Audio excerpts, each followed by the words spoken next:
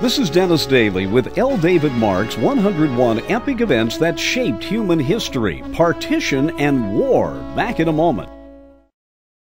In 1948, the United Nations establishes the State of Israel in Palestine, setting off tensions in the Middle East that last until today. Those tensions start a war, actually 3 wars, beginning with the end of the British Mandate. Begun with the dissolution of the Ottoman Empire, it called for a Jewish homeland. The new Jewish state was soon invaded by Arab troops. 8 months later, hostilities ceased and Israel came into being. 2 wars followed.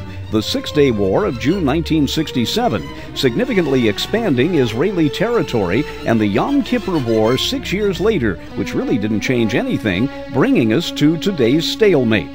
Israel is born. Another of L. David Mark's 101 Epic Events That Changed History. I'm Dennis Daly.